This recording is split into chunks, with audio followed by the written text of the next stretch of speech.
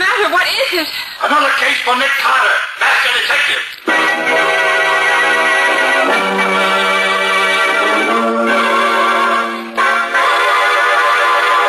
Yes, it's another case for that most famous of all manhunters, the detective whose ability at solving crime is unequaled in the history of detective fiction.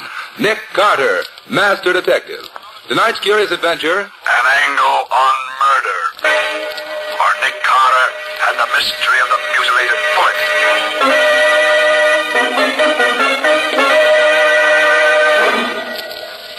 Then I grabbed her, and I wound my fingers around her throat. I squeezed her windpipe tight. Tighter and tighter. What's the matter, Patsy?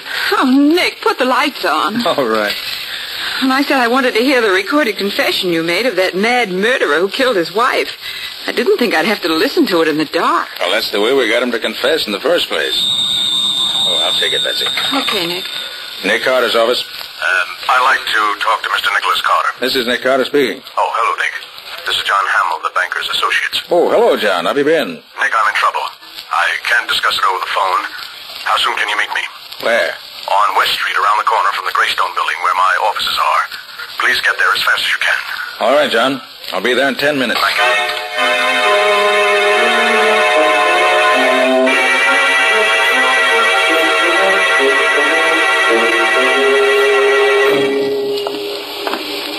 Now, Scubby, you understand exactly what you're to do? Yeah, Nick. Okay, I'll see you later. I've got a date in this corner. Okay, Nick. I'll be seeing you.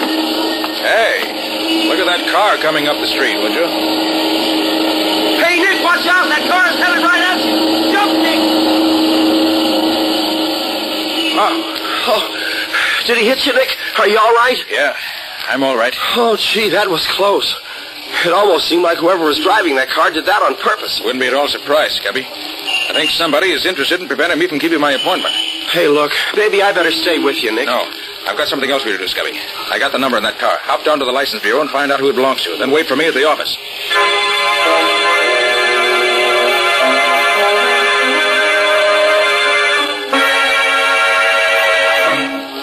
Oh, Nick.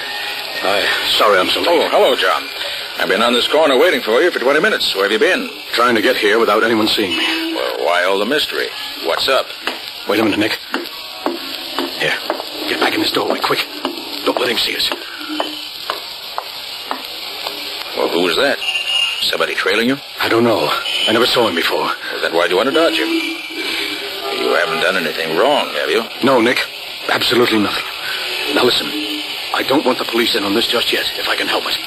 A banking firm like mine can't stand any unnecessary notoriety. Well, yes, I know, John, but what's this all about? Well, let me explain. I wanted to tell you out here where I can be sure no one will hear us. You see, Nick, several days ago I discovered there's a serious shortage on our books. Somebody has been taking money from the accounts, and I'm almost sure I know who it is. I've called a meeting of my 4 partners. They're upstairs in my office waiting for me right now to have a showdown before the stockholders find out. That's why I ask you to come over here, Nick. You may have to make an arrest tonight. Well, you don't want a detective, John. You want a cop. No, you're wrong, Nick. I want you. Please come along. Well, perhaps you better wait down the lobby while I go up and see if everything's all right. That is safe for you to come on. No, Nick. There's no need for that. All right. I want to be in on the showdown. Come on. Anything you say. And if you really feel that something dangerous is in the wind, I think I should go up there first and look around. And then if everything's okay, let you know. No. I want to go up now and get it over with. Well, you insist. I do, Nick. Oh, I know it's pretty late, but I waited purposely till the offices were closed to avoid any publicity. This whole business requires the greatest secrecy.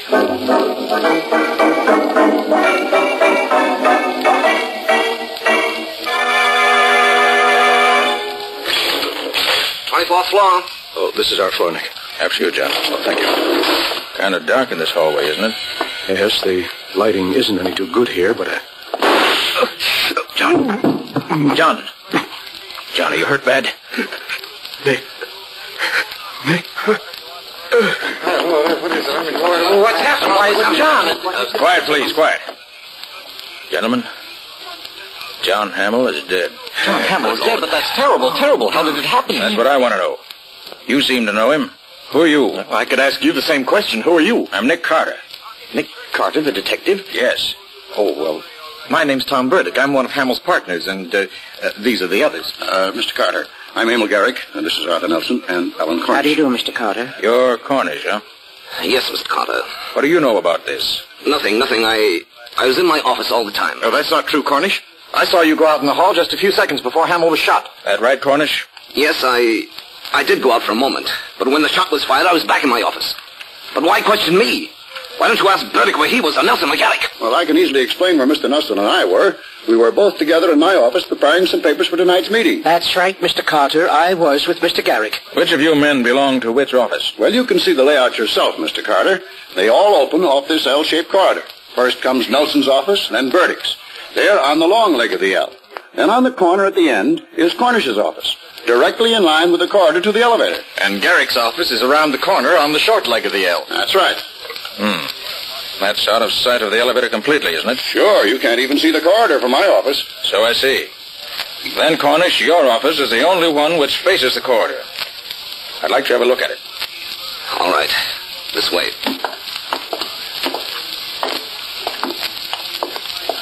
This is my office, Mr. Carter. Peculiar order here. Let's see. Well, what have we here in this umbrella stand? A gun. What? And it's been fired very recently. I should say, gentlemen, this was the murder weapon. That's Mr. Cornish's umbrella stand. What do you know about this, Cornish? I don't know anything about it. Well, that gun belongs to Mr. Cornish. That's right, Mr. Carter. I've seen it in his desk many times. I recognize that fancy handle. Say, what are you fellows trying to do? Well, sure it's my gun, but I haven't seen it for 3 days. Someone stole it on my desk, Mr. Carter. Why didn't you report it to the police? Because I didn't carry a permit for it. I was afraid of getting in trouble. Cornish, I regret that appearances are against you. I'm afraid I'll have to turn you over to the police. You won't turn me over to the police. Well, what happened to the light? Cornish, turn them out. Turn those lights on, somebody. Be honest, Carter. There he goes, Carter. Cornish, he's escaping down the hall. Stop, Cornish. Stop or else...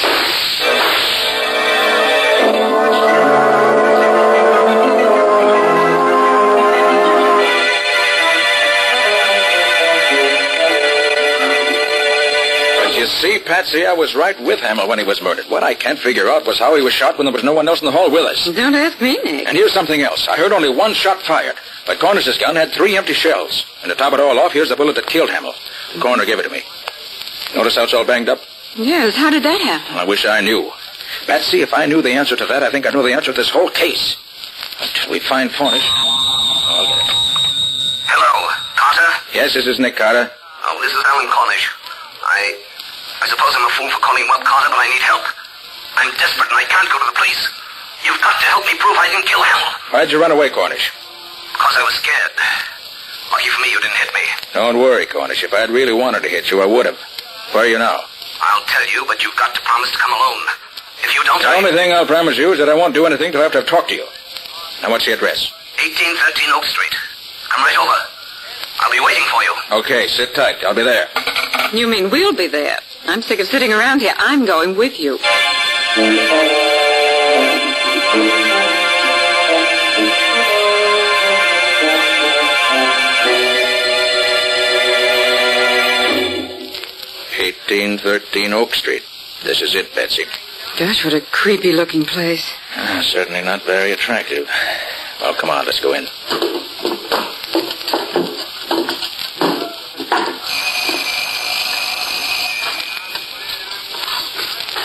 Maybe he's not here.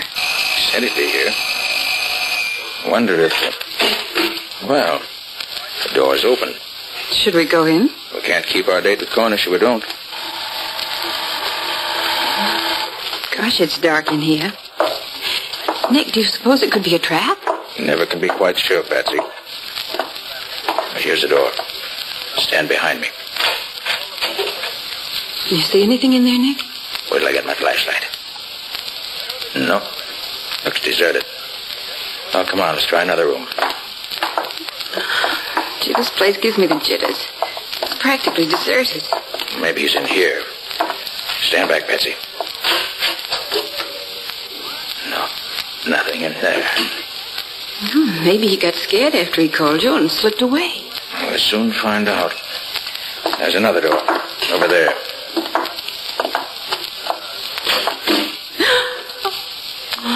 Look, Nick. Is that... Yes. He's hanged himself.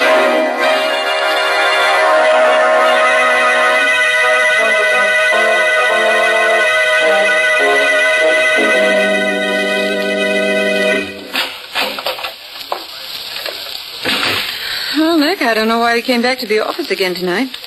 Cornish is dead. I guess that closes the case. Patsy, I'm not satisfied. When I talked to him on the phone, he certainly didn't sound like a man who was going to kill himself. When a man wants to prove himself innocent, he doesn't commit suicide. No, Patsy, there's something about that hanging that's bothering me, and I can't lay my finger on it. You probably figured that was the best way out. To kick over the chair and end it all. Patsy, remind me to give you a raise. And what did I do? I've got it. Look, Patsy, Cornish was a short man. Well, so what? Patsy, Cornish couldn't have hanged himself. Well, why not? Don't you remember, Patsy? The only furniture in that room was a bed. And Cornish was so short he never could reach that noose from the bed where it was. Of course, Nick. The bed was on the other side of the room. Patsy, Cornish was murdered. She eliminates him as a suspect. Probably he was killed by the same man who killed Hamill. Oh, but who, Nick? Who? Wish I knew. Hiya, Nick. Hiya, Patsy. Well, it isn't the missing link. Scubby, did you find out anything about that car that nearly ran me down this afternoon? Oh, you bet, Nick. Good. But what a time I've been having. Wait till you hear what I have to tell you. Well? I had to get the license commissioner out of bed to get it, but, oh, boy, it was worth it. Hey, do you know who that car belongs to? Tom Burdick, Hamill's partner. Good boy, Scubby. Did you get his address, too? Yeah, some deserted neck of the woods out in Long Island. I've got the address here somewhere. Fine. Come on, Scubby. You and I are going to pay him a visit.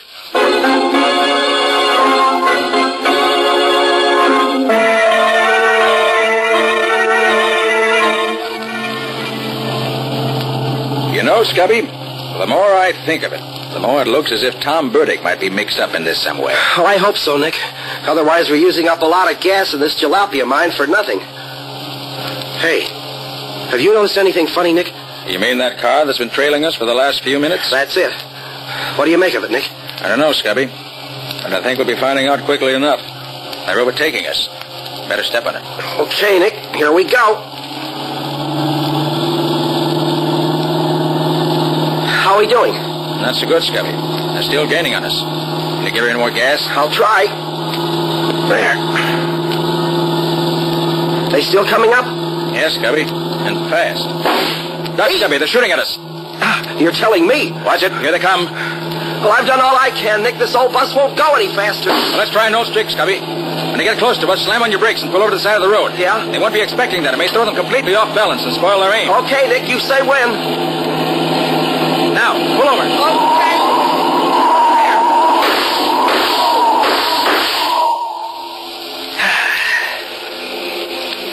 Oh, boy. That was a close one. Are you all right, Nick? Yeah. Well, we won't see them anymore for a while. Get going, Scubby. We got to make up for lost time.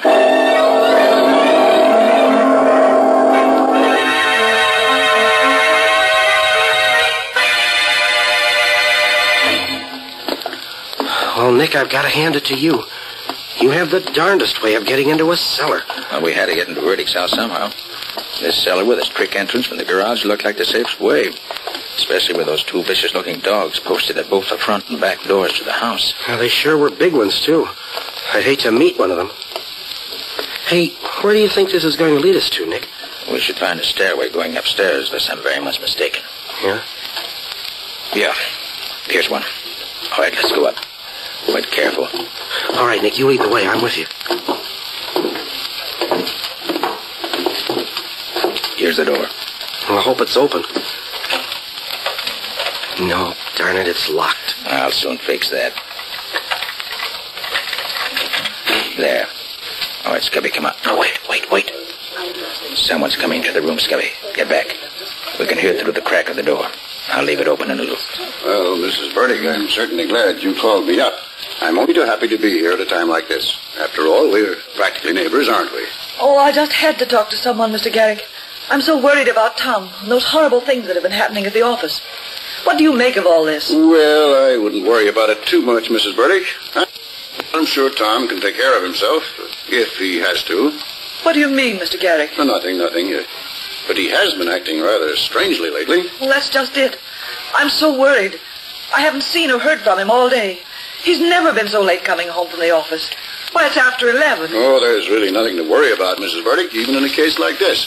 Of course, it looks very peculiar for Tom to be missing this way, especially at this particular time. Mr. Garrett, you don't think Tom had anything to do with all this sort of... Well, Mrs. Burdick, I like Tom very much. I would hate to think that Tom had anything to do with this murder. Of course, Oh, Scubby, we don't seem to be learning much this way. Might as well go in and let him know we're here. Sure, Nick.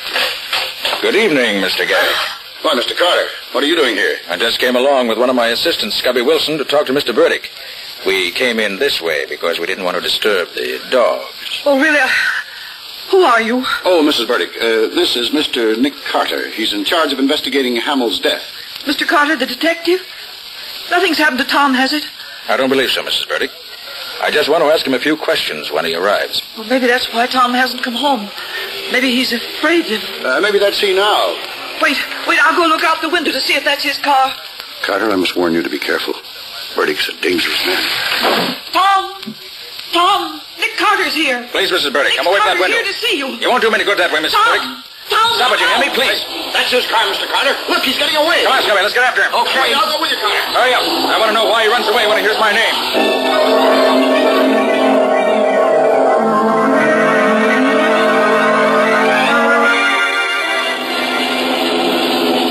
This car of yours stays on the road, Carter. Don't worry about it, Mr. Garrick. Carter, I didn't want to say too much in front of Mrs. Burdick, but we've all been afraid of Burdick. All right. Scubby, just keep your foot on that throttle and keep after him. Oh, boy, we sure made that one on two wheels. Nick, I'm pushing this crate as fast as she'll go, but we don't seem to be getting any closer. That car of Bertie's should sure step. As long as we hang on and don't lose him, I'll be satisfied. Hey, watch it. We're coming to a railroad crossing. So I see. Well, maybe we can head him off now. If Burdick tries to beat that limiter to the crossing, he's crazy. Look, Carter, I think he's going to try to make it. He can't do it. He'll be killed.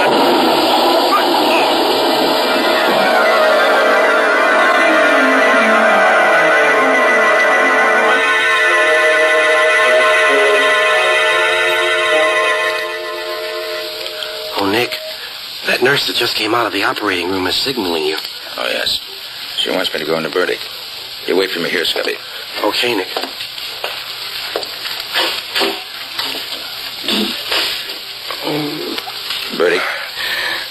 Burdick, can you hear me? Yes, Carter. I can hear you. Carter, I'm a dying man. Yes, I know. I swear to you, I didn't kill Hamill or Cornish. Then why did you try to run me down with your car this afternoon? Carter, I didn't do that. All I know is that for several hours this afternoon, my car was mysteriously missing. I didn't find it again until I started home this evening. Burdick, why did you run away from your home tonight when your wife told you we were there? How about the securities we found on you after the wreck? It wasn't you. It was securities. I took them so that... Oh. Yes, Burdick? Why did you take them? I took them so I could keep him from stealing them. Who? Burdick, who? Burdick, who's he? Carter. And office. Bottom drawer of desk. Something will lead you to murder. Yes, Burdick? Who's the murderer? He's... Oh. Burdick. Oh, poor chap. If you'd spoken sooner, you might have lived longer.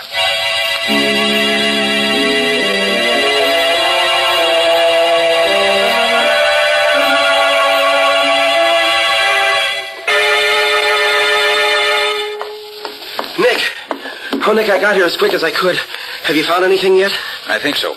Scubby Burdick wasn't lying to me. I found this in the bottom drawer of the desk in the front office here. A book? Well, is that what Burdick meant?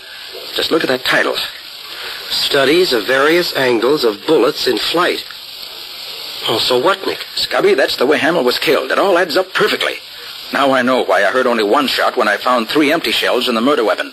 3 shots were fired, but 2 of them were fired at a different time from the 3rd. Well, do you know where the other 2 bullets are, Nick? I do. Follow me out in the hall and I'll show you. Yeah? See, Scubby, as soon as I found that book and the flight of bullets, I did a bit of looking around, and I finally found them. Oh, where are they? In the office here? No, Scubby, in the corridor.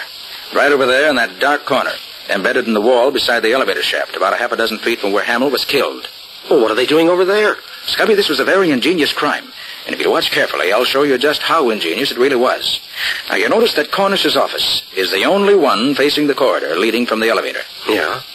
So what? Well, in order to shoot someone coming down the hall, the murderer, if he were in any office but Cornish's, would have to step from his office out into this corridor and be seen, right? Yeah, right. But our murderer was very clever. I got the answer when I located the book, and when I found these embedded in the wall beside the elevator shaft. The 2 missing bullets? Right. Oh, hey, they're all banged up. Precisely, just like the murder bullet. And that's what gave me the answer. You see, Scubby, Yeah. The murderer never left his office. He stood inside the front office, the one around the corner, on the lower leg of the L-shaped corridor, and aimed at that steel pillar built into the wall over there. When the bullet hit the steel face of the pillar, it was deflected into Hamill's lungs. Look here. You see these marks in the face of the pillar here? Where? Oh, yeah. Well, those are the bullet marks. Oh, well, gosh, Nick, that's fantastic. Hey, are you sure you're right? Positive. Don't you see, Scubby? That explains the other 2 shots that were fired. They weren't fired at Hamill, and they weren't fired at the time the murder was committed. They were practice shots used by the murderer to be sure he had the correct angle from which to shoot Hamill. Gosh, Nick, I've certainly got to hand it to you. Yes, but we still have to get the murderer. But how? And who is it, Nick? I rather think that if we step back in the office and wait, we'll find out soon enough, Scubby. Well, what do you mean, Nick? I mean that whoever it is will be in this office within the next few minutes, because after my discoveries, I made a couple of phone calls, and I invited the 2 remaining partners to meet me here. Shh. Here comes someone now. No. Oh, how do you do, gentlemen? Oh, hello, Garrick. I got your phone call, Carter, and I got here as fast as I could. Garrick, have you seen this book before? Studies of various angles of bullets in flight. Why, yes, now that I think of it, I think I have. Does it belong to you? No, it doesn't. But I remember that one day when I was with Mr. Nelson, he stopped in front of a bookshop and looked at it. Rather closely, now that I think of it. Yes, I'm sure it was Nelson. Very interesting. Now tell me, Mr. Garrick, when the murder was committed, are you positive that you and Mr. Nelson were in this office together? That's right, Mr. Carter. Can you show me exactly where each of you stood at the time the shot was fired? Well, now, let me see. I was here, facing the window, and Nelson was, well, standing right about here by the door. Mm-hmm. I see. And did you notice in which direction he was facing at the time? Yes, I remember. This way, facing the corridor. In other words, the way he was standing, you could see him only in profile. That's right. Well, there's no question that that's how it was done, Scubby. The murderer planted himself in this office so that he could establish a strong alibi. He then took the gun from his pocket, unseen by the other person in the room, who could see him only in profile, and then fired it at that steel pillar. Then as he ran into the corridor with the rest, after Hamill was dead, he dropped the gun into the umbrella stand in front of Cornish's office. Well, Carter, do you mean that Nelson is the one How who... do you do, gentlemen? Did I hear my name mentioned? Yes, Nelson, you did. Why did you kill Hamill and Cornish? Please, Garrick, don't be ridiculous. Oh, Nelson, does this book look familiar to you? This book? No, I can't say that it does. You sure you've never seen this book before? Now that you mention it, I may have glanced at it in a bookshop at one time or another, but then I look over a lot of books. I like to browse. I see. Nelson, see how you approve of this story of Hamill's murder. Yes? The killer knew of Cornish's criminal record, and he figured he could embezzle some of the firm's money and pin it on an innocent man. Then when he found out that Hamill was becoming suspicious and was having the accounts checked, he became panicky and afraid that it might not work out the way he had planned. So he decided to kill Hamill. Then when he happened to overhear Hamill's conversation with me over the telephone, he hurriedly borrowed Burdick's car without Burdick's knowledge and tried to get rid of me. That's an interesting way out, Mr. Carter. Have you also a theory as to who the killer is? I have. By the process of elimination, it has to be either you or Mr. Garrick or an unknown. And I've already proved that I didn't do it. It must have been an unknown then, Mr. Carter. I certainly didn't kill Hamill. I had nothing to do with the murder. When the shot was fired, I was right here in this room with Mr. Garrick. He can testify to that. He has already, Mr. Nelson. In fact, Mr. Carter, I was standing right here facing the window when the shot was fired. Oh, no. That's where I was, Mr. Carter. Standing here at the window. Now, please, Garrick. Please, now, gentlemen, please. You don't have to argue about it. I know who was at the window, and I know who fired the fatal shot. Scubby, take a look at the flyleaf of this book. Well, what are they, Nick? They look like the scribbles that some guys draw when they have nothing else to do. Oh, doodles, they call them. Exactly. While I was looking through the various offices, I found some papers with these same doodling marks on them in one of the desks. And these marks were made by the murderer. Garrick, I arrest you for the murder. He's got a gun! Well, Scubby, pick up the pieces. Oh, boy. There's the murderer, Garrick. He's also the man who tried to murder you and me last night on the road to Burdic's home. Well, I'll be. You see, Scubby, Burdick has his suspicions about Garrick. That's why we found those securities on him. He took them so that they wouldn't fall into Garrick's hands. He'd suddenly found out that Garrick was an unscrupulous crook. And that was the reason he ran when Mrs. Burdick called him. He saw Garrick at the window and was afraid of him. Well, Nick, I must say he had me fooled when he said that Nelson was standing at the door of the office here when he was really there himself. Yes, in telling us who was in this office, our clever murderer just reversed the positions in which he and Mr. Nelson were standing when the murder was committed. But once I saw the marks on that flyleaf, I knew who stood where. And that's why I had Nelson come up here, to force Garrick's hand. Well, Nick, one way's as good as another as long as you get results. And you always seem to do that.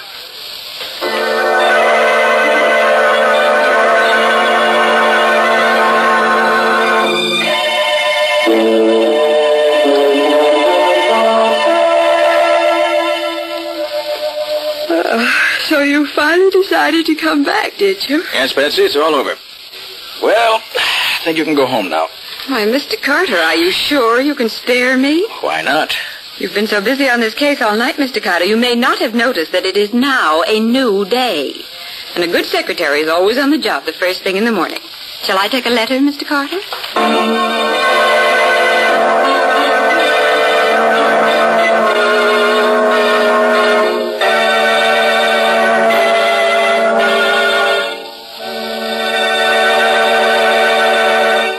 This was another strange experience of Nick Carter, Master Detective, called An Angle on Murder, or Nick Carter and the Mystery of the Mutilated Bullet.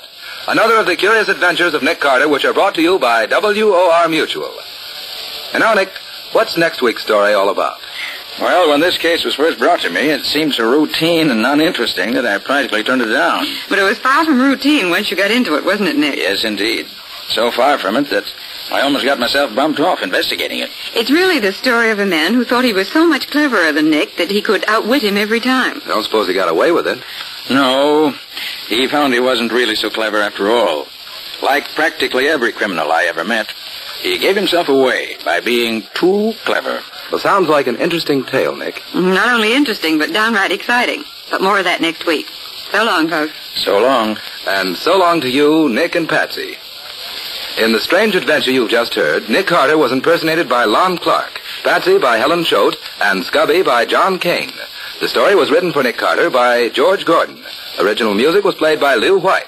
The entire production was under the direction of Jock McGregor.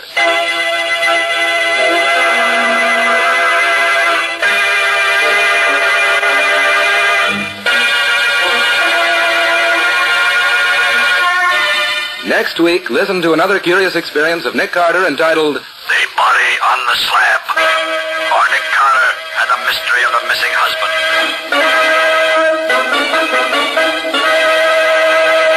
This story is a copyrighted feature of Street and Smith Publications, Incorporated.